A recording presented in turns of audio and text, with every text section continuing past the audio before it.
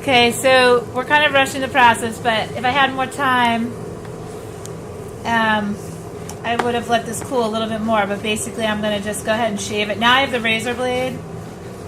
So, and again, you have to remember I have a lot of confidence with this because I've been doing it for a long time. So I'm just going to shave it. And again, remember I talked about switching directions. And that's really to like get those little nicks out. And also not to have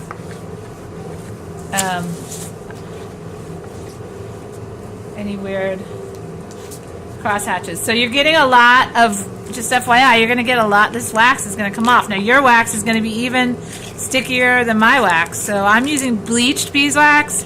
I still highly recommend that this process be done with bleached beeswax, but if you want to use that USP wax, it's fine. It's just going to be a lot softer. So it's going to ultimately make your razor blading a little bit more of a challenge. So maybe I just really want to get this tree to come up a little bit more. So I'm just going to kind of go for it. See how I'm going for it? I'm going to get this tree. I'm going to make this tree become more visible, right? So I lifted a lot of wax just now. Right? So now this tree is way more visible than it just was. Okay? Also, because I patched this piece earlier, notice the discoloration in the 2 layers of wax. So that's just going to have to be there because that's what I did. So that I can't get rid of that. But you know what? I do see all these little nicks and stuff. That is from the razor blading. Now the only way I can really get rid of that is to fuse it with a heat gun or burnish it with the palm of my hand like I talked about. Now those kinds of nicks don't bother me, but if they bother you, I mean, again, a lot of this process is sort of about, I always like to accept what happens to a point. I mean, there's things that I don't like. So that's up to you though. That's your own. That's your decision-making process. Okay, so there's no right and wrong. It means nothing bad's going to happen if those nicks are there. You just have to decide if that's the look that you want. If you're going for perfection, it is possible. It just takes more TLC, right? More attention to detail and more physical labor, right? More precise physical labor, I should say. So I think that I need definition in our body, especially here in the foot. So this is where like the pottery tool would come in handy, where I can just thin a specific area, right? And then you can just kind of blend it so it doesn't look that obvious. And also maybe see her hand is here.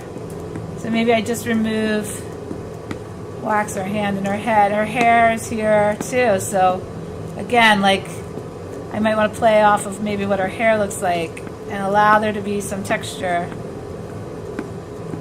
in the wax. Too, where her body is. I can get rid of this, I guess, if I... Oh, look, that's kind of cool. Alright, so anyway, Duncan's getting tired, so I'm going to go ahead. My last step for this, after I have the wax as I like it. Now, I mean, I kind of like that. Let's just rub it off.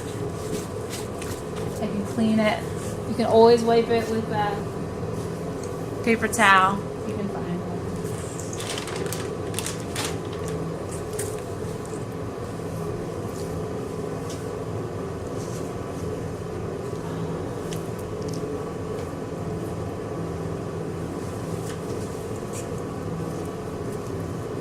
Just gonna wipe it with this. That's terrible. Alright. So I'm gonna wipe it with a paper towel. And this sometimes also takes out some of those nicks and stuff. Oh, and that's some oil stick right there.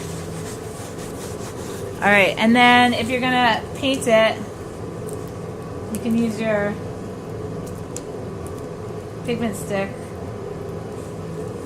and kind of go into the dark areas to kind of make them dark again.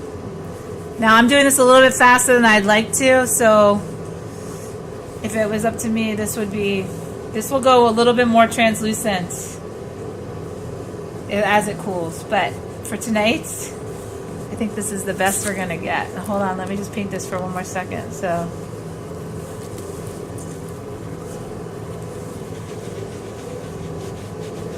I do a combination of kind of painting it on and rubbing it off, right? And painting it on and rubbing it off until, very similar to the razor blading, kind of razor, adding and subtracting.